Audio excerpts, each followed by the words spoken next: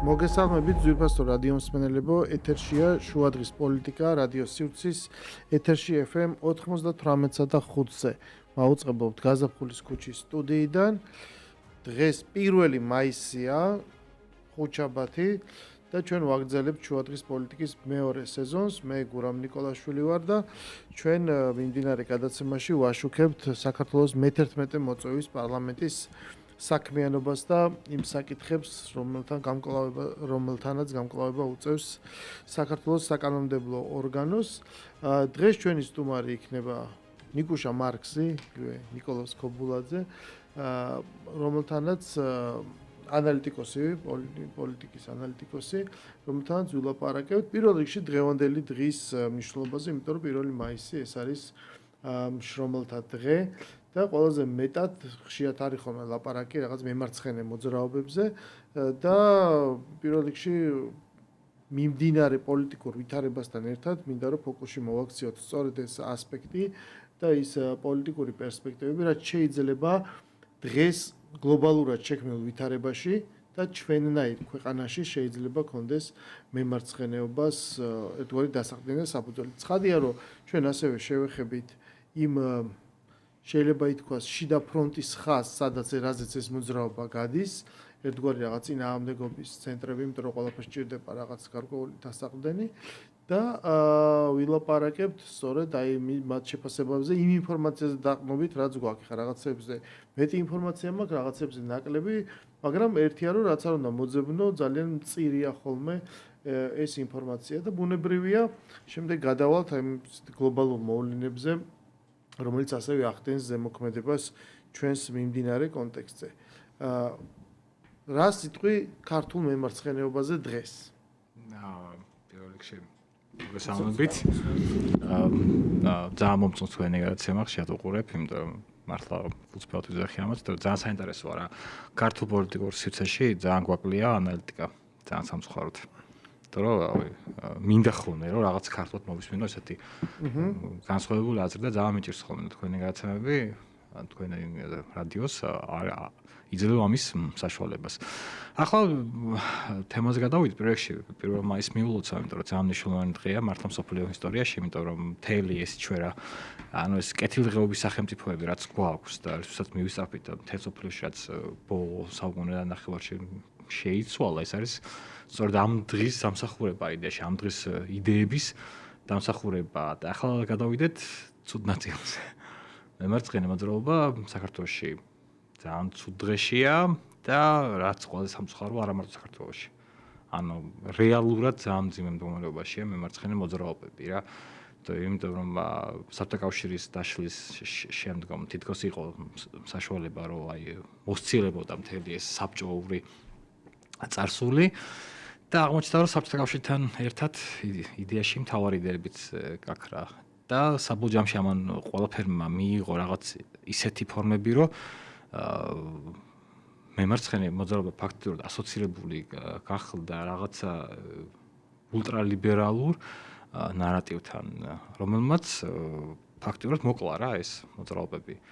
იმიტომ რომ აი ხა ეკონომიკური თანასწორობის თემებიდან ნელ-ნელა ჩვენ გადავედით უფლებრივი თანასწორობის და სხვადასხვა მარგინალური რო გამოდის რომ ანუ ადრე იყო იდეა რომ აი ჩვენ უნდა შევცვალოთ ეკონომიკა და ეკონომიკის ცვლილებით უნდა გავაუმჯობესოთ ადამიანების ცხოვრება. თანამედროვე ცხოვრებაში აღმოჩნდა რომ ეკონომიკას ვერ ცვლი და ამიტომაც დაიწყეს კულტურის ცვლილება და ამ კულტურის ცვლილებამ გამოიწვია ის რომ ანუ ადამიანების ცხოვრების დონე და ის პრობლემები ისევ იგივე რჩება, უბრალოდ ემატება რაღაცა სხვა პრობლემები. აი მაგალითად ენის გართულება, რომ აი რაღაც კულტურული თემები, რომელიც იწვევს პრობლემებს. ხა საქართველოში ეს კიდე შედარებით ჩვენთან ისევ არის, მაგრამ ხა ამერიკაში ხო ვიცით ხო ამან რა შედეგებიც მოიტანა, იმიტომ რომ ფაქტიურად ამერიკაში, რომელსაც სერიოზული პრობლემები აქვს, ხო?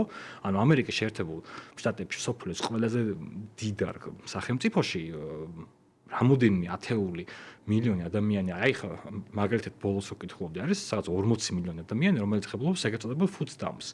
ანუ საჭმელებზე გამოყოფილ ბარათებს, ხო, ტალონებს. და სადღაც არის 20 მილიონი ადამიანი, რომელიც არასოდეს არ ყოფილა ექიმთან. და ასეთ სახელმწიფოში, სადაც აქვს მართლა რეალური პრობლემები აქვს, ხო, რაღაცა რომ, იმიტომ რომ ამ ხალხს არ აქვს მწვდომა. ასეთ სახელმწიფოში მთელი მემარცხენე მოძრაობა დავიდა იქამდე მოსახლეობის 0.1%-ის ტრანსების უფლებები გახდა მთავარ მემარცხენე პარტიის საარჩევნო კამპანიის თემა. რის გამოც წააგეს კიდევ საარჩევნები, ხო? ანუ იმიტომ რომ ეხლა ამერიკას თუ შეგებული woke მოძრაობა. კი, იმიტომ რომ აი ხა ამერიკას თუ შევხედავთ, ხო? სინამდვილეში ანუ რესპუბლიკელებს ამ ძიმეთ აქვთ საქმე დემოგრაფიულად.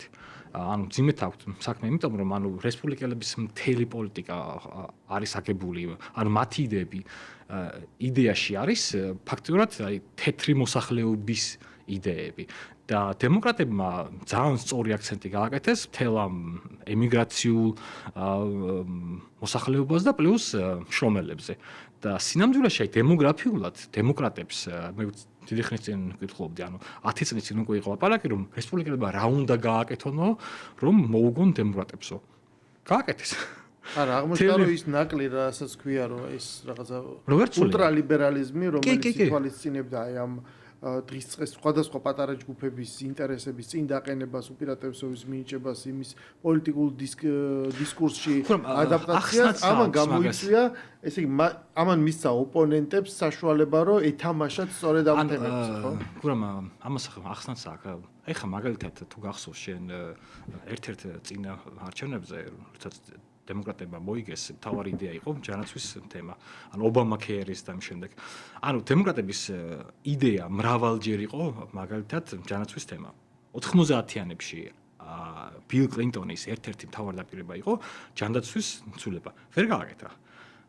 ობამას მთავარდაპირებაც იყო ჯანაცვის ცვლილება, ვერ გააკეთა. ჯონ ბაიდენის ერთ-ერთი დაპირებაც იყო ჯანაცვის ცვლილება, ვერ გააკეთა, იმიტომ რომ ისინი ვერ ერევიან ამ ჯანაცვის ლობს, რომელსაც გინდა deep state დაარქვი, გინდა სხვა სახელს დაარქვი.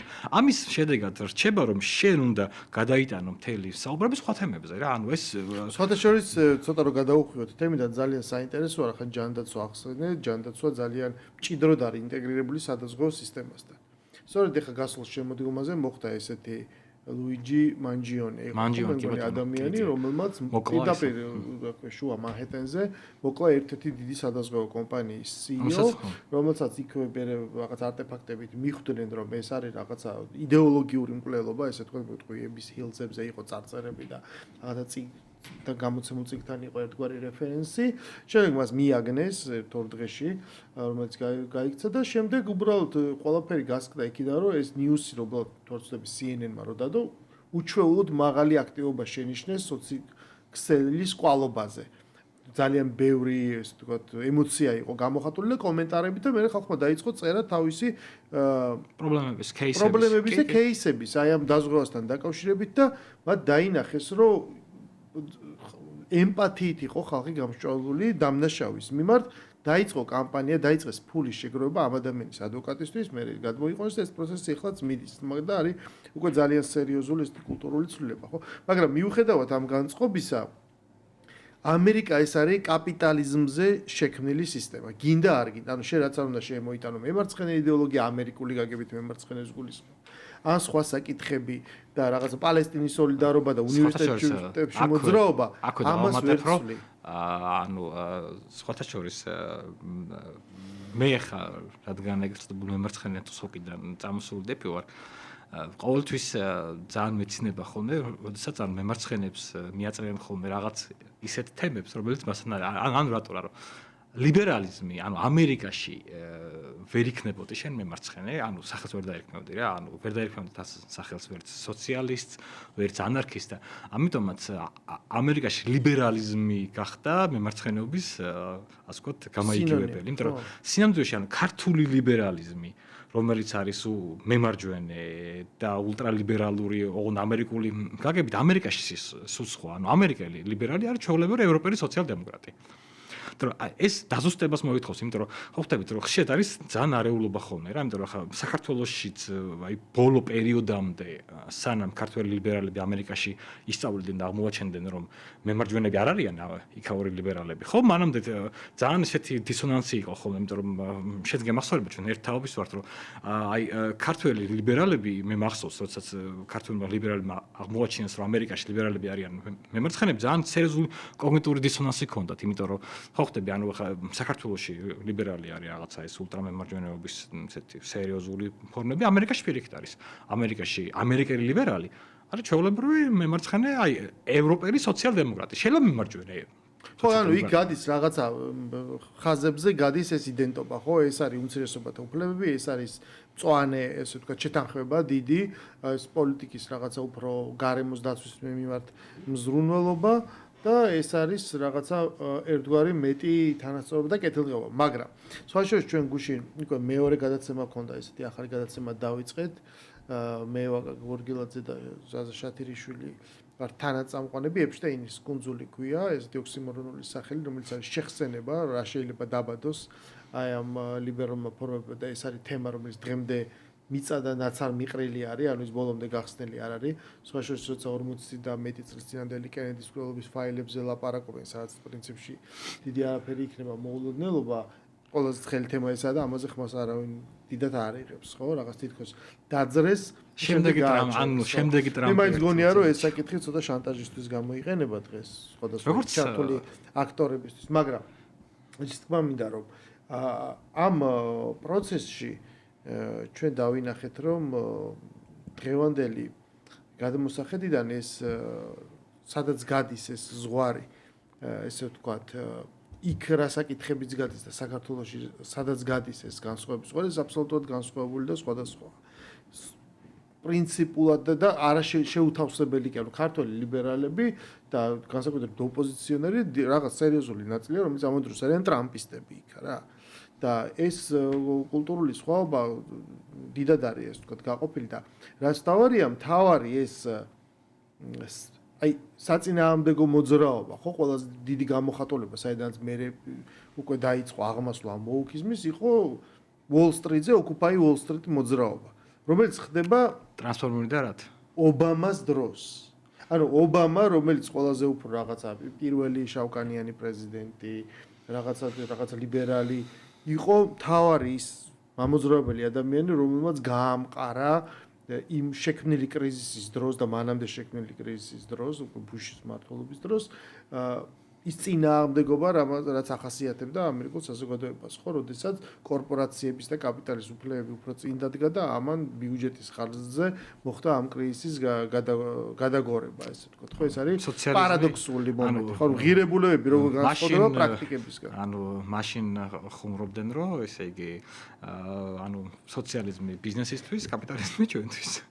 ხო და ანუ ეს მოდელი რეალურად ვინაიდან საუბარია საქართველოში კი არა და სოფლიოში ნომერ 1 ქვეყანაზე, ბუნებრივია, რომ მის შიგნით მიმდინარე პროცესები თანამედროვე გლობალურ სამყაროში და საინფორმაციო ეპოქაში ბუნებრივია დიდ გავლენას ახდენს მთლიან სოფლიოს დისკურსს. ყოველ შემთხვევაში იმ ნაწილზე, რომელსაც მიეკუთვნება დასავლური სამყარო და ჩვენი სწორება სწორედ ამაზეა, თორე ხა შეიძლება სადღაც ინდოეთში ან რაღაცა სხვა ქვეყნებში, ვიეტნამში ეს დიდად არ უყურებდნენ და არ ქონდათ ამაზე, ხო? აზიურ ან აფრიკულ სახელმწიფოებს სწორებები. ჩვენთვის ეს ყველაფერი მნიშვნელოვანია, რომ ეს აქ ზეგავლენას ახდენს. მაგრამ ქართული მემარცხენეობამ დღეს აირჩია ესე ვთქვათ, ქართული მემარცხენეობამ გრომ გეტყვი რა აირჩია. ქართული მემარცხენეობა დღეს არის ძალიან დამოკიდებული NGO სექტორზე. მოდი თქვათ რა, მე როგორც ადამიანი, რომელიც NGO სექტორიდან ვარ წამოსული, მინდა თქვა, რომ ქართული NGO სექტორი არის ერთ-ერთი მთავარი პრობლემა ქართულ სახელმწიფოს. ანუ ეს არის პრობლემა, რომელიც ჩვენ ძალიან გვიშლის ხელს. იმიტომ რომ არ შეიძლება ქვეყანაში კონდეს სექტორი, რომელიც თლიანად მორგებულია ვიღაცების ინტერესებზე. იმიტომ რომ აი ხა მოდი ავიღოთ კლასიკური NGO სექტორი რა, ანუ როგორია კლასიკური NGO სექტორი? კლასიკური NGO სექტორი არის თანამონაწილეობაზე ადამიანების, როცა ანუ ადამიანები იკრიბებიან და ცდილობენ მოაგვარონ რაღაცა პრობლემები საკუთარი ინიციატივით, მეორე არის მას აფინანსებს ბიზნესი, მესამე არის მას აფინანსებს სახელმწიფო. მეოთხე ვარიანტი არის რაც არის საქართველოში. მას სახელმწიფოს, მას აფინანსებს სხვა სახელმწიფო. და ამან გამოიწვია რომ ფაქტიურად ყველაფერი ჩვენთან არის მორგებული სხვა სახელმწიფოების ინტერესებზე. ანუ მე თვითონ რომ მე მაგალითად ძალიან დიდი ხნის განმავლობაში ვატარებდი ტრენინგებს რაღაც ჩემს ორგანიზაციაში, ჩემს კიდევ ერთ მეგობართან ერთად, რომელიც ასოცირებული ქართულ ოცნებასთან. ჩახსნეს მარტო იმიტომ რომ ვიყავით ასოცირებული ქართულ ოცნებასთან. იცი რა, როდესაც ამაზე ვლაპარაკობთ, ანუ რასაც ჩვენ ახლა ახსენებ, რთული ხდება ხოლმე ამისი ახსნა იმ ანუ ოპონენტებისთვის. ანუ მოდი გვრამ ეს თემა რატო არის მნიშვნელოვანი. აი ხა წარმოვიდგინე რა რომ ანუ რატო ქმნის პრობლემას 2022 წელს, როდესაც დაიწყო ომი უკრაინაში, ქართულმა NGO სექტორმა ძალიან ბევრი რაღაცა გააკეთა, რომელიც უკვე თა როგორ არის, რომ იმდენი რაღაცა გააკეთეს, რომ უკვე ვეღარ ძიმახსოვრებ. მაგალითად, თუ გახსოვს, 5-მა NGO ორგანიზაციამ მოითხოვა, რომ საქართველოს შეერთებოდა რუსეთის წინააღმდეგ სანქციებს. ერთ-ერთი მტივი. ანუ წარმოვიდგინეთ, ჩვენ ვამბობდით, რომ აი იმ რუსეთს არ შევუტანთ ქართულ პროდუქციას. და ამით მივაყენებდით ზარალს. შენ ახლა წარმოვიდგინე, რომელიმე სახელმწიფოში, აი მაგალითად საფრანგეთში ფრანგულმა NGO სექტორმა რო თქვას, რომ ჩვენ არ გავყიდით ფრანგულ ღვინოს სადმე. ხო, შეხო წარმოგიდგენია ფრანგული ბიზნესი რას უზამდა იმ NGO სექტორს, იმიტომ რომ იქ არის ტრადიცია, რომ ბიზნესი და სახელმწიფო თავისი პირდაპირი ან არაპირდაპირი გავლენებით ამ NGO სექტორს აწვის ინფორმაციას, რომ ისინი მათ ინტერესებს უნდა ემსახურებოდეს. ჩვენთან რა ხდება? ანუ ჩვენთან არის რომ რაღაცა იქიდან მოვიდა. შეიძლება დირექტივა, შეიძლება მინიშნება, შეიძლება იყოს აი როგორ ვარიანტიც, აი რომის პაპზე უფრო კათოლიკების თემა ხო იცი, რომ ანუ შენ გინდა რომ თავი მოაწონეთ, რომ ფაქტობრივად წარმოვიდგინე რა ჩვენ 2022 წელს ქართული NGO სექტორი ჩვენგან ითხოვდა რომ ჩვენ მივიღო მონაწილეობა საომარ მოქმედებებში, დავხმარებოდით უკრაინას მოხალისეებით, შეერაღებით, სანქციებს შევერთებოდით, ეკონომიკური სხვა რაღაც პრობლემები შეგვექნა და საპასუხო რა არის რომ 3 წელიწადში ჩვენ გვქონდა ძალიან სერიოზული ეკონომიკური ზრდა.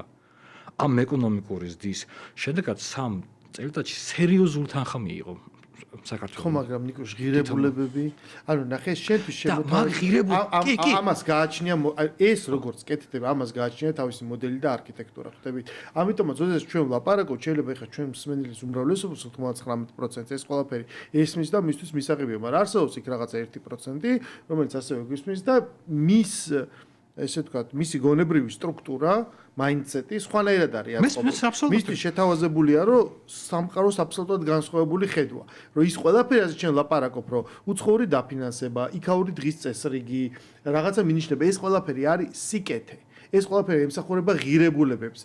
ჩვენ ვართ აქ რაღაცა პოსტსაბჭოთა ველური ქვეყანა, საბჭოთა ადამიანებით დასახლებული, რომელიც აპრიორი ნიშნავს ეს ყველაფერი ცუდი, ეს ყველაფერი მე როგორ დავესესხები ოპონენტებს, დავიტყვი რომ ეს არის საბჭოთა მუტანტებით პირდაპირ ესე თქვა ერთ-ერთი პარტიის დამფუძნებელმა, რომ ეს არის საბჭოთა მუტანტებით დასახლებული ქვეყანა და იქიდან მოდის განმანათლებლობა, რომელსაც შენ უნდა გამოიყვანოს თანამედროვე ევროპელი ადამიანი, რომელსაც ეხა ის განსხვავებები, რაც შენ ვილაპარაკი, ხვდები, ამერიკა ხო ცივილიზაციის რაღაცა ის უჭირავს ჩირაღდანი იქ შეიძლება განსხვავებენ, მე შიდა ამბავია. ჩვენ რაღაც ზოგად საკაცობრიო დასავლელი უნდა გამოიყვანოთ და ეს დღის წესრიგი შენ თუ ამის მიხედვით იმოქმედ, ანუ ამ სახელმძღვანელოთ ისწავლი და რასაც მე დავალებებს იქ წიგს რო სწავლობ, მასწავლებელი მეორე ხო არის დავალებების როეული იქაც ხო უნდა შეასრულო.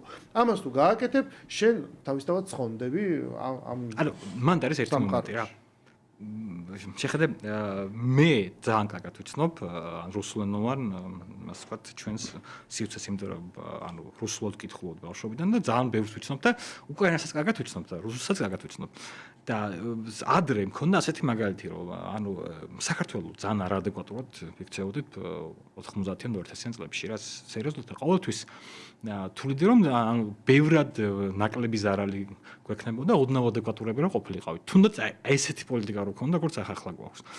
თუმცა მე რაღაც პერიოდის მერე 2010-იანებში აღმოჩნდა რომ არსებობდა სახელმწიფო რომელთანაც შედარებით საქართველოს იყო აი რაღაც ისეთი რაციონალიზმის აბსოლუტ ეს ხო უკრაინა ან უკრაინა ზუსტად ისე იქცევა როგორი წარმოდგენაც აქვს დასავლელებს რომ ანუ უკრაინამ ყველაფერი გააკეთა როგორც მას უთხეს უნდა გაეკეთებია. მიიღო რამე.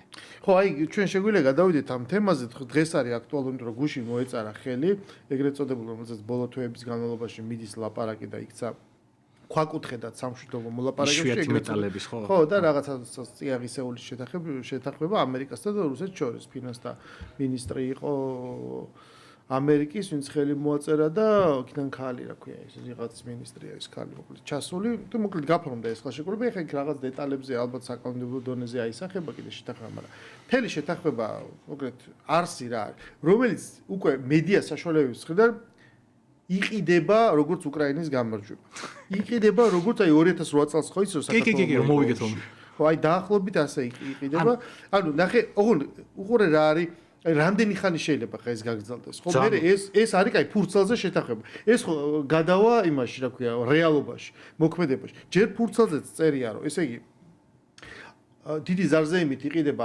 აბსოლუტურად არაფერს თქველი ფრაზები რომ წიაღისეული ეკუთვნის უკრაინას ანუ თუნდაც წიაღისეულს არ არის რა თქმა უნდა მიწაში აზრდებს ის ეკუთვნის უკრაინას მაგრამ ლაპარაკი არის იმის გამოყენებაზე ხო ცხადია უნდა ჩაიდოს კიდე გარკვეული ინვესტიცია თუმცა უკრაინას ვალად არ დაეწერება აქამდე გაწეული დახმარება ომში ის რომ თავარი რომ შეიცვალა ომის პარადიგმა რომ აქამდე თურმე უკრაინა ომობდა დასავლეთისთვის ეს მიდგომა იყო და თუ გახსოვს შენ მე მახსოვს უკრაინას ეუბნებოდნენ რომ ჩვენ მოგცემ დინდენ ფულს რამდენიც გჭირდება ოღონდ გაჩუქებთო კი მართალია იქ ვიღაცები ვისაც ჰქონდა წარმოდგენა ხვდებოდით რომ ლენდლიზი არ არის ჩუქება იმიტომ რომ ლენდლიზი არც საბჭოთა კავშირზე უჩუქებია და არც დიდი ბრიტანეთისთვის ეს ვიცოდით მაგრამ ხო ამბობდნენ მაგას ანუ ამას წარმოაჩენდეთ ანუ უკრაინა მიიღო ანუ ამერიკაში იცვლება უბრალოდ პრეზიდენტი იცვლება ყველაფერი სხვა და იცვლება ყველაფერი ხო ანუ კიან პარადიგმა ყველაფერი იცვლება შემდეგ რას ვიღებთ ჩვენ ანუ ეხლა ძალიან მაინტერესებს როგორ მოახერხებენ ოპონენტები რომ ეს უბრალოდ უკრაინა მოახერხებენ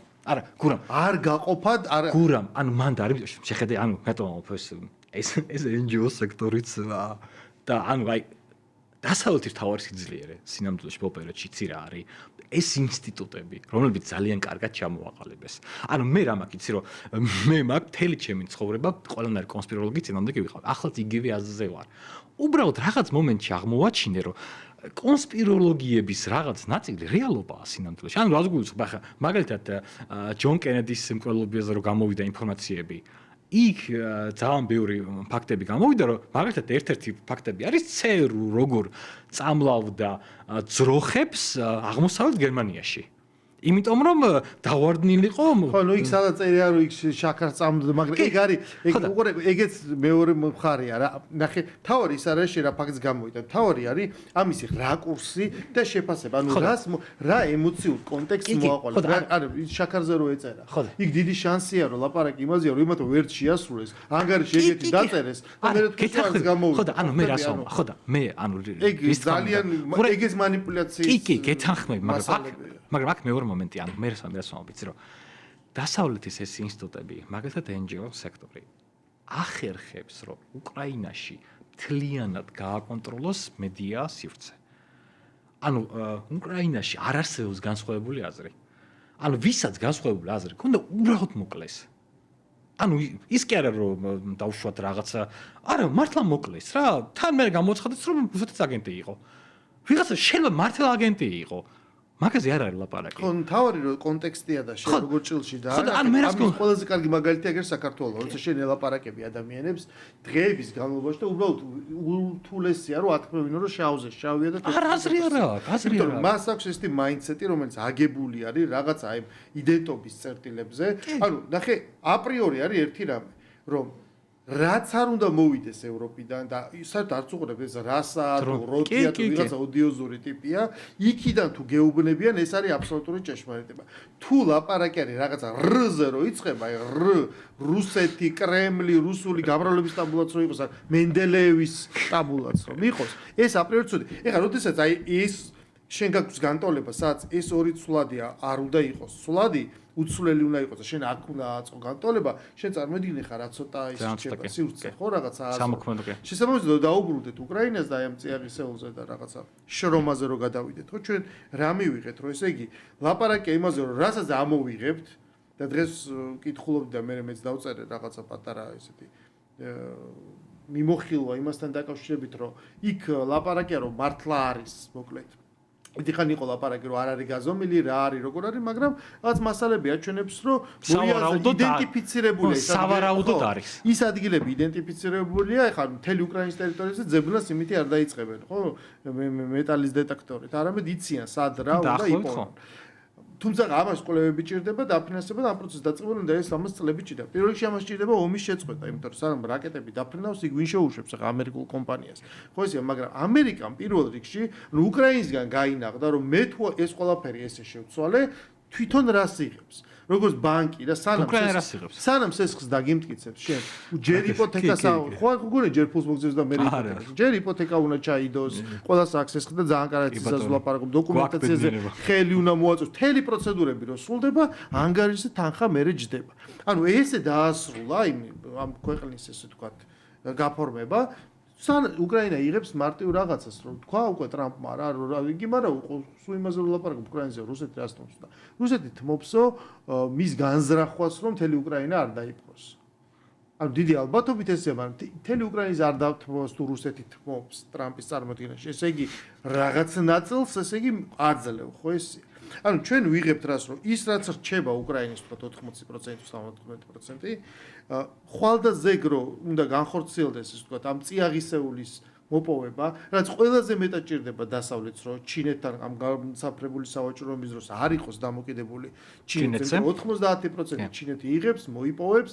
ამუშავებს და მით უმეტეს ინდუსტრიაც ყველაფერი დასავლური საქონელი იკეთდება ბუნებრივად აწვდის თავისივე ბაზარს ხო რომ ეს ინდუსტრიული ჯაჭვი დღეს ცდილობს დასავლეთში შეცვალოს, რომ აღმოჩნდა, რომ ყველანაირი ბერკეტი არის ჩინეთის ხელში. ხვალ რომ იმან მოინდომოს ტაივანის უკან დაბრუნება სიყვაზე და შენ რო შეუტიო, უცებ ერთჩვენ ერთ დღეს აღმოჩნდები ყველაფრის გარეშე. ხო, რაკეტები დაგმოვდება. ყველაფრის გარეშე რაკეტები ესპანეთში. ხო, არა, ისე. აქედან გამომდინარე, იმას ეუბნებიან რომ ეს ჩვენ ხო ისედაც გვჭირდება, ბუნებრივია რომ მოპოვებაში ფულს დებ. ოღონდ შენ ქმნი ფონდ, სადაც ეს ყველაფერი დათვლილია. იქ წერია ის რომ ხვალ და ზეგრო იარაღს მიაწოდებს, ამასაც ფულად დაუთვლის და ეს ამ შეთანხმებიდან წამოიღებს. 50% ისედაც ამერიკის არის, აი ამ რეალიზების შედეგად მიღებული შემოსავალი და 50% აძლევს უკრაინას, რომელიც იდება ფონდ რეკონსტრუქციის ფონდში და ამ ფონდით უნდა მოხდეს შემდეგ უკრაინის ამერიკელები გააკონტროლებენ. უკრაინამ უნდა იმუშაოს თავის წიაღისეულის ამოღებაზე და უნდა შემდეგ ამავე ფულით უნდა აღადგინოს თავისივე დარჩენილი ქვეყანა. ეს არის ამ შეთანხმების არსი. ამერიკისგან იღებს, ამერიკისგან იღებს ხო არ გონიათ ამერიკისგან იღებს საწყის ინვესტიციას, ამას ფული ჭირდება თავიდან. რომელსაც ამერიკული იღებს გარანტიას, დაცვის. მან მეც ესე ვთქვი, მე აბსოლუტურად დარწმუნებული იყავი, რომ ყველა სარემონტო საშუალებებს, იმას სამუშაოებს, ყველაფერს ამერიკელები გააკეთებენ. ამერიკული კომპანიები გააკეთებენ, ამერიკული ბიზნესი გააკეთებს. ისა კომპანია გააკეთებს, მაგრამ მუშახელი იქნება ხო, თქონდა.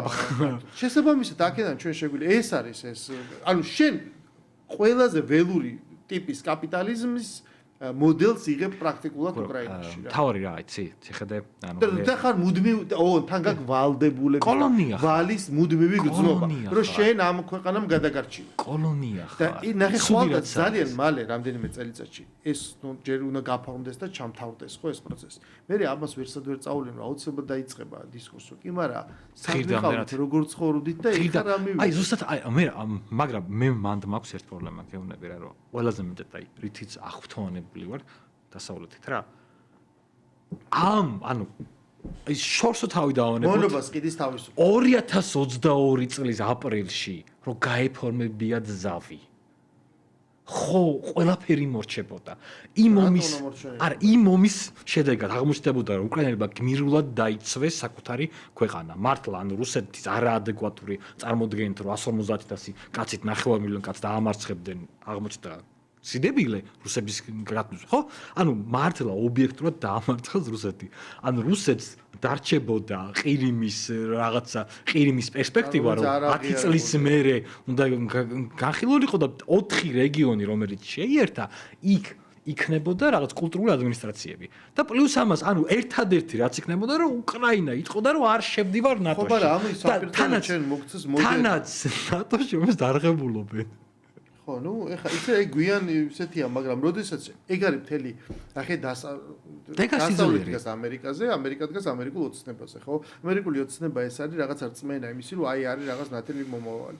აი ამ გზაში რამდენი ეწირება, ჩვენ ხო მარტო success stories გიყვებიან, შენ კაცმა ბევრი იმუშავა, მე გახდა მილიონერი და იყიდა იახტა. შენ მარტო იმ გზაზე რამდენმაც ცადა იგივე და არ გამოვიდა, ეს ისტორიები არ ჩანს. ეს არის ემიგრაციის და ემიგრანტების ქვეყნები და რო წერენ ხოლმე რომ ვიღაც ქართულმა სადღაც ჩააბარა ჯერ აქ რო გვიხარია იქ წავა ამერიკაში და აღარ ჩამოვა და ან კიდე იქ ვიღაცამ რაღაცას მიაღწია რამდენი 1000 ადამიანია წასული ეს არის აი არსებს ძალიან გადარჩენილი შეცდომა ქვია მაგას კი მოგეთ ეს არის მარკეტინგი თავის მწვერვალით მოიგონეს დასავლეთში და ძალიან კარგად წარმოებს პოლიტიკური მარკეტინგი როგორ უნდა შენ რაღაც წარმოსახვას იმუშაო და იბრძოლო რაღაც ღირებულებებისთვის და არ შეხედო აი ამ რეალობას და ეს უკრაინის მაგალითზე რა იყო და რა მივიღეთ აი კონტექსტებს და შეფასებებს მოვაშორეთ თუ უბრალოდ ავიღებთ 2020 ყველაფრის მერე 2014 წლის მერე 2022 წლის 23 აპრილის უკრაინას და შემდეგ ავიღებთ მას შემდეგ ნებისმიერი დღის უკრაინას უბრალოდ აი ადამიანებში მიწაში რესურსით რაღაც სახელმწიფოებრიობითაც კი და სუვერენიტეტის ხარისხითაც კი უბრალოდ სად და როგორ შენ იღებ აი დღეს ჩვენ მივიღეთ ეხლა შეიძლება განსხვავება იყოს პოლიტიკურ შემფასებლებს შორის მაგრამ ჩვენ მივიღეთ 21 საუკუნეში გერმანია უბრალოდ მეორე მსოფლიო ომში დამარცხებული გაყოფილი გერმანია ის გერმანია რომელიც იქ იყო კიდე რაღაცა თავისი კომპლექსების ქვეშ ამერიკული ბაზებით სავსე მათ მიერ უზრუნველყოფილი ხო ოღონდ ანუ 4 ქვეყანას არ ყავს დაპყრობილი რა ერთ ყავს ამ ეტაპზე ხო უბრალოდ იმან მოახერხა ეგრე ამერიკა თქვა რომ იცი მარტო მე ვარ და გაიწყება ისინი ცდილობენ რომ აქ შევიდნენ რაღაცა ინტერესი ხო შეიძლება რამდენიმე სხვა ფრანგულან ბრიტანულ კომპანიებსაც რაღაცას მისცენ ანუ ბრიტანულ კომპანიებს ისე ოდესაში დაუტოვონ ხორბლის გამოტანის უფლება ან ასე შემდეგ ყოველ შემთხვევაში ის რომ შენ მოკლული დათვის ტყავის გაყოფათ ეხა ეს ვერ დაინახო აი ეს პროცესი სადაც მე არ ვიცი როგორ დამოახერხა გურამ მანდ არის ერთი ძალიან მნიშვნელოვანი დეტალი ხასაც ჩვენ ახლა ვამბობთ ანუ ჩვენც კი ძალიან ხშირად გვაქვს შეზღუდვები რაცაც ვერ ვამბობთ რა ანუ საქართველოში და არამედ საქართველოში ლამის თესობებს ჩამოყალიბდა და ორმაგი აი თუ გახსოვს ერთ ჩვენს წინათავბავმდა რომ აი კუხნის პოლიტიკა რომ კუხნაში ამობდნენ სიმართლეს საქართველოში რეალურად ეგრეა რა რომ ანუ მაგალითად Facebook-ზე არავინ არ წერს იმას რასაც ფიქრობს იშვიათი რადიკალების გარდა ყველა ანუ მე ხა შეხება მაქვს რა ვიცი როგორც მთავრობასთან დაახლოებული ტიპებთან ისე NGO სექტორთან და დაუშვათ ოპოზიციის ტიპებთან უმრავლესობა სენატში ჩვეულებრივ საუბრებში დაახლოებით ერთნაირად ვაზრობთ და ერთნაირად ფიქრობთ ოღონდ როცა ოფიციალურად საუბრობთ ხოლმე შედარებით ახლოს გავართ ახლა რაღაც თემებში უფრო დაუშვათ პროსამთავრობო დავარქოთ ასეთ ტიპები ისინი აბსოლუტურად განსხვავებულად ამბობენ. ეხლაც რო დაუბრუნდეთ თემას რა. ეხლაც კი აბსოლუტურად მაგ შეკითხვის დასმაც კი რომ უკრაინამ უღირდა კი ეს ყველაფერი ამათ ეს უკვე ნიშნავს რომ შეხარ ექსტრემისტი იდეაში. შეხარ პრორუსული ხარ ექსტრემისტი. შეხარ რაღაცა გაყიდული, შეხარ მე ჩამოვაყალიბე ესეთი კონცეფტი, როცა მომიწია ჩემ კოლეგა რადიოში სტუმრება და მე თქვი ეს რაღაცა რომ აი ომი ვინ დაიწყო ეს ვინ დაიწყო ხო საქართველოს ომიდან ეს თავარი კითხვა ის არის. ამის იქით აღარ არის. და მაშინ ძალიან ჩემი აზრით სწორად უთხარ ნახე რუსეთი არის აგრესორი. რუსეთი დაესხა უკრაინას თავს. უკრაინამ თავდასხმა მოიგერია. ერთი არის თავდასხმის მოგერიება და მეორე არის როდესაც შენ ამას მოიგერიებ რაღაც მომენტზე ეს იყო სწორედ სტამბოლის მოლაპარაკებები და შესაძლებლობა რომ იქნება რაღაც გაჩერებულიყო რომ მე შენ იღებ გადაწყვეტილებას რომ მე ომს ვაგრძელებ თუ არ ვაგრძელებ თუ ვიწყებ მოლაპარაკებას ხო რომ მოიგერიებ მე შენ შეგიძლია რომ არა ეხლა მე ამ შეტევაზე გადავალ დავიბრუნებ იმ ტერიტორიებს ეგ მოხდა 2008 წელს საქართველოში აჭარის მაგალითმა განაპირობა რომ არა ჩვენ შეგვიძლია ეს იმას ვთქვათ რა ქვია მოვიპოვოთ და რაღაც მომენტში გიმტყურა ნერვმა და ის პროვოკაცია რომელიც ყოველწელს ხდებოდა სადღაც აყევი შეხვედი გაგიჩნდა ილუზია რომ დავიბრუნებ და მე კი ნახე რაც მე ანუ ეს ყველაფერი დღეს იმის თქმა რომ უკრაინა ომში დამარცხდა რაც თქვი და ანუ არა რანაირად იძახი რომი არ მორჩენილა ანუ ვეუბნები რომ ეს ფაქტორები რაც უკვე არის ეს ყველაფერი ამაზე მიუთითებს ანუ წარმოიდგინე ხანხელშეკრულება წაიკითხე რა წერია ეს უკვე გულისხმობს თავის თავში რომელი ამერიკელი შეიძლება დღეს რაც ხდება რომ რაზე ამონათებენ პუტინს რომ თან მშვიდობაზე ლაპარაკობდა ვითომ მოლაპარაკებზე მოდიხავდა თან არ წყდებაო იქაო სროლა ან დრონების დაბომბვა ეს არ წყდება არა აქ იმას მოწერილი ხელშეკრულება ფეხებზე არ კიდე აბსოლუტურად ცინიკურია ხო ამ მიდგომაში და ზღვაზე რატო არ არის ხო იყო ლაპარაკი რომ კაი ზღვა მოდის საზღვაო ის გავაფორმოთ აღარ დავბომბოთ გერბი და ზღვაზე არ ყოფილა იმის მერე მაგრამ აბა დრონები არ შეუწყვეტავს ბუნებრივია ის თავის იმას მოლაპარაკებას ახმარსაც ეს ომს აქ თავის წესები ომში იღუპება ადამიანი ეს არის უდიდესი ტრაგედია და რაღაცა ჰუმანისტური და ძალიან განსხვავდება იმისგან რაც წარმოუდგენიათ ხოლმე რა ხო ეს არის აბსოლუტური ეს ომი არის საშინელება ხო ამ მომენტში ამ ომს თავის წესები აქვს რა და ომიდან მით უმეტეს რომ მე მგონი არ არსებობს კაცობრიობის განმავლობაში ხანა და დრო და აწრეული როცა ომი სადმე მაინც არ ხდება აქედან გამომდინარე დღეს იმის თქმა რომ უკრაინა დამარცხდა და ეს არის საშინელება და მით უმეტეს რომ ამის განჭრეტა შეიძლებოდა რომ რუსეთმა რახანეს დაიწყო ის უდიდეს მსხვერპლს გაიღებს მაგრამ არ დათმობს ხო რაღაცას იმიტომ რომ ეს სახელმწიფოს ბუნება მათი ანუ ამერიკა ბრიტანეთი საფრანგეთი ამ სამი ქვეყნის ჯამური მსხვერპლი მეორე მსოფლიო ომის დროს არის 1 მილიონი ადამიანი სამხედრო სამოქალაქო საბჭოთა კავშირის არის 27 მილიონი დღეს სტალინს მაგაზეც ამუნათებენ რომ აი რომც მოგეგო მარტო შენო და იმის დახმარების გარეშე ხო ვერ მოიგებდიო დასავლეთსო, მაგრამ რომც მოგეგო ამ ხელმსხვერპლი აბა რა არის, ხო ხდებით? ამიტომ ეს ესეთი სახელმწიფო. და ბუნებრივია რომ აი ამ პირობებში რომ იქ საქართველოს აირჩია გეზი რომელიც მას გადაარჩენდა და არ აღმოჩნდებოდა რაღაცაში ჩათრეული, დღეს ეს დასამონათებელი. აქედან გამომდინარე, მაინც რომ დაუბრუნდეთ თემას და ეს უკრაინაში მოკლედ შენ მართალი ხარ და სრულად გეთახვები რომ რაღაცის თქმა დღეს იწვევს თელ ტიპის განწყობების ადამიანის მოზღვებას და როგორ ბედაო. რა გიხარ, არაფერი არ გიხარე, გიხარია, კი არ გიხარია, მოხარული ხარ იმისი რომ რაღაცნაირად ამ 3 წლის თავზე შენ დღეს იქ ხარ, სადაც ხარ და სადღაც სხვანაირი არჩევანი გააკეთა, ის სხვაგან არის, ხო ეს ხო და რო დაუბრუნდეთ ქართულ რეალობას და მოძრაობას, ეს არის სადაც წეგანო ახსენე, სადაც გადის ეს ზღვარი. ეს არის ჭიათურა. ეს არის სხვადასხვა ინდუსტრიული ქალაქები, სადაც ძირითადად იცი მე ხშირად ვეძებ ხოლმე რაღაცა მასალას და აი თქვათ რაღაც შეფასებებს, ანალიტიკურ დოკუმენტს, რომ მაგალითად რა არის ეს პრობლემა. ხო ხტები ერთის მხრივ შენ აწყდები რაღაცა პუბლიკაციებს, ვიცი რა ეს აღარ არის ჭიათურა, რაც იყო, მithumete საუკუნის წინ 2 საუკუნის წინ თუ საუკუნის დასაწყისში, იმიტომ რომ მადანი სტრუქტურა შეცვლილია, უფრო გაღარიბებული მადანია, ბოჭოს ვიღაცა გეუბნება რომ არა ეს არ არის და რთული ხდება ობიექტური ინფორმაციის სისტემა მოძიება სრული შეფასების მე პირადად მესმის რაღაცა მემარცხენე განწყობა, მემარჯვენე განწყობა, იცი რა არსებობს. ინვესტორი და მე ინვესტორი ყოველთვის მართალია, ულტრა მემარჯვენე მიდგომა. არსებობს რაღაცა მემარცხენე, რომელსაც ვისმენ საიდანღაც, იცი რა არის? სახელმწიფო მაიღოს ყველა რისკი, თუ რამე ზარალი იქნება, ეს დააფინანსოს და აბსოლუტური პრიმატი უნდა მიენიჭოს, იქ მომუშავეს, რომელიც უნდა იყოს ჩართული დირექტორატში, სად გაიყიდება ნედლეული ამის მოპოვება, რაღაცა სხვადასხვა უფლებები, მოკლედ ჩვენ უნდა მართოთ ეს ქალაქი, იმიტომ რომ ეს დოვლათი ეკუთვნის ესე ვთქვათ ხალხს. ია თუ ხალხს ეკუთვნის, მარტო ჭიათურას რატო ეკუთვნის? ანუ აქ ამ ლოგიკაში წაყოლაც მიჭირს, ხო ხტები? მე პირადად მომხრევა, რომ უნდა იყოს მონაცემთა ბაზაზე და რეალურ სურათზე დაყრდნობილი გადაწყვეტილების მიღება. ჩვენ რა ვიცოდეთ, რომ იქ პირველ რიგში რა რესურსია ლაპარაკი. არ არის გამორჩეული, შეიძლება სახელმწიფო კომპანიებს კი არ ვეწინააღმდეგებით. ძალიან დიდ ქვეყნებში ისე სტრატეგიული ფინეთშიც კი მაგალითად იმის არყის წარმოება არის სახელმწიფოს. სიგარას აწარმოებს მხოლოდ სახელმწიფო. ნოკია იყო თავის დროზე, ანუ გადაარჩინეს სახელმწიფო კომპანია. შეიძლება, მაგრამ ეს ხო უნდა იყოს რაღაც გათვლაზე დაფუძნებული. შენაც გავაგზავნებ აბსოლუტურად. მე გეტყვას თამს, რომ მე თვითონაც ვარ ასეთი ტიპი, რომ ყოველთვის მაინტერესებს ციფრები, ყოველთვის მაინტერესებს რიცხვები, მაჩვენებლები. მე ჭიათურასთან დაკავშირებით მაქვს ცოტა როცა შემითხარი, გითხარი რომ არ ვიცი. ანუ რატო არ ვიცი, იცი? არ ვიცი რა ხდება რა. ანუ ხო ხვდები ხა მე თვითონ რადგან მემარცხენ ტრადიციიდან ვარ გამოსული და ჩემი მეგობრები იქ არიან, ისინი რასაც მიყვებიან, ხვდები ხოლმე რომ იმათი სიმპათიები სხვანაირია რა.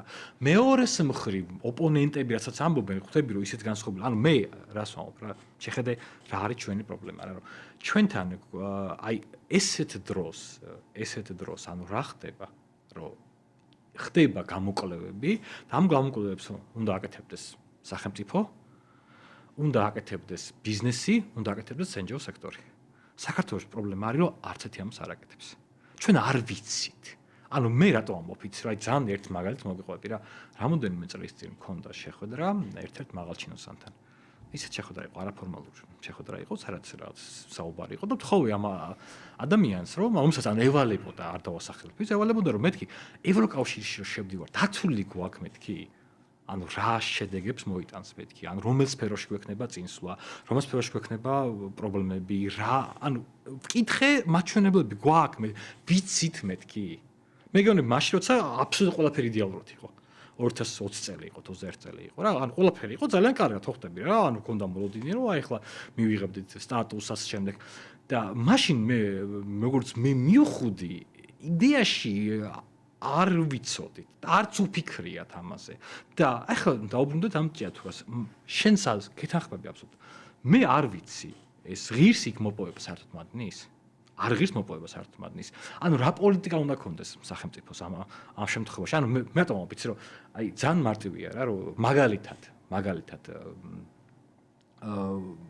ამერიკელ ეკონომის გეილ ბრაიტს შვილს გონდა ასეთი ძალიან კარგი კვლევა, რომელიც ამბობდა, რომ რაღაც შემთხვევაში ჯობია შეინარჩუნო წამგებიანი რაღაცა. კი, იმიტომ რომ იქ სხვა პლუსებია. ხო, იმ წამგებიანი წარმოება, იმიტომ რომ შენ ინარჩუნებ რეგიონს და იქ ხალხი ბოლო-ბოლო არ გაკოწდება, არ გადაიქცევა. რაღაცა შეიძლება ძალიან გრძელვადიანი პოლიტიკა იყოს, მანდატარობითი განათლების პოლიტიკა შეიმუშაო, განვითარების პროგრამა, რომ აი ხა შენ დაიწყდა უშუალოდ ამის იმას, რომ მე 10 წლის მერე ამას ნელ-ნელა შეამცირებ და მეორე სოფლიოს დროს იაპონიამ აბსოლუტურად წამგებიანი ინდუსტრიები შეინარჩუნა. კი, ხო, ხო, მაგას ანუ ჩვენ ეს არ ვიცით. ანუ მე მართლა არ ვიცი. ხო და ამიტომ ვამბობ, რომ ვისთანაც მილაპარაკია, მეც ეგრე არ ვიცი.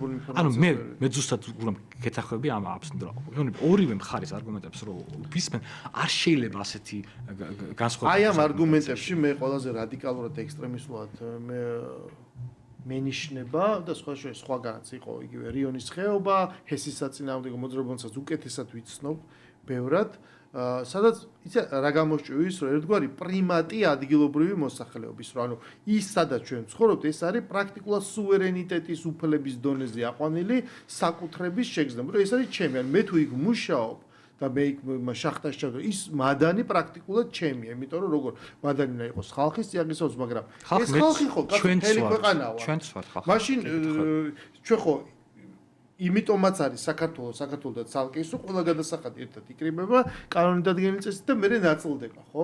ანუ რა მნიშვნელობა აქვს მაგას? მაშინ ვიცხოვროთ პატარ-პატარა იმათ, იყო საქართველოში ეგეთ რომ მაგ დონესთან დაქუცმაცებულად რო ცხოვრობდით, ანუ შეუძლებელია. გესმის, ანუ მაგრამ და როდესაც შენ ერთი არის ადგილობრივი და მეორე არის თბილისიდან სწორედ აი ამ მემარცხენე შეფერილობის NGO სექტორის მიერ ინტელექტუალური მხარდაჭერის აღმოჩენა ადგილობრივების მიერ და მათგან აი ამ ტიპის ნარატივების კულტივირება ეს არის აი ცოტა გაუგება. ხუდი არის ერთი დეტალი რა, პირველ რიგში მე აბსოლუტურად მესმის რომ ადამიანები რომლებიც მუშაობენ, ნუ ხო მაღაროში მუშაობა არ არის სასიამოვნო პროცესი, ვაყიაროთ ეს შევდახოთ. მე მესმის რომ ადამიანებს გქონდეს ამ ხალხის მიმართ სოლიდარობა, იმიტომ რომ როცა კარგავს სამსახურსაც ნებისმიერ შემთხვევაში არის ტრაგედია. შენი და შენი ოჯახის. აქთან გაუნდა რომ ეს მხარდაჭერა არის ძალიან ნორმალური, მაგრამ აქ არის მეორე მომენტი, რა რომ ჩვენ ხო ვიცით რომ ძალიან ეხლა მხარდაჭერის დიდი ნაწილი ხდება, იმიტომ რომ ვიღაცებს უნდათ რაღაც ანტისამთავრობო პოლიტიკაში მონაწილეობაც, ხო ვიცით რომ ესეც არის.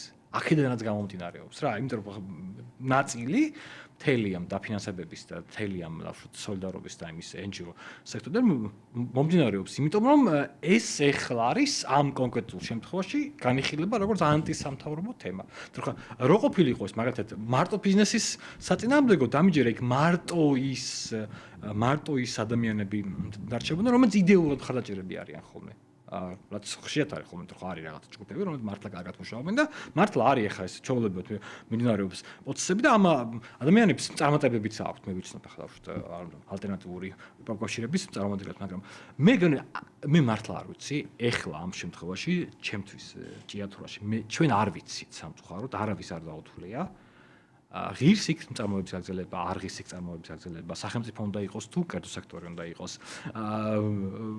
თუ უნდა საერთოდ უნდა დავხუროთ, თუ პირიქით რაღაცა იქ საჭირო არის იმ მოპოვებელი ორგანიზაციების გადასხოფერება და რაღაც არაეფექტური მართვა და სხვა ანუ არ ვიცით. ის მით უმეტეს NGO ორგანიზაციები რომელიც ამაში ჩართული არიან და შეიძლება მიზნობრივი გრანტიც აქვთ ვიღაცებს ამ თემებს სამუშაოდ აღებული ისინი მე ჩემამდე ვერ მოაქვთ ეს აი ის ტიპის ინფორმაცია რაც მე მინდა იმისათვის რომ მე აზრი შევიქმნა გარდა იმ ეს თქვა მორალური სპეკულაციისა და შეცოდებისა რომ ნახე არის მაღაროელი რა პირობებში მუშაობს იქ ინგრევა რაღაც სახლი რომელიც მე იქ თვითონვე აღმოჩნდება რომ გამოთხარა ან ვიღაცას მისცა ან ასე შემდეგ ხო ხვდები აი ბევრი ფაქტორია სხვადასხვა ინფორმაცია გესმის და აი ამ რაციონალურ ჭრილში მოწოდებული მოყოლილი ჭიათურის ამბავი თელი წარსული არა გაქვს და შენ ცხოვრობ სახელმწიფოში, სადაც მიუხედავად იმისა, რომ ლაპარაკია ჭიათურაზე, რომელსაც აქვს ჯერ კიდევ რუსეთის იმპერიის დროიდან, ხო, სხვადასხვა ეტაპზე არსებობის გამოცდილება და კოკა-კოლა, რომელიც შეიქმნა აგერ 20 წლის წინ, 30 წლის წინ, რა განსხვავება ამათ შორის? ხო, სახელმწიფო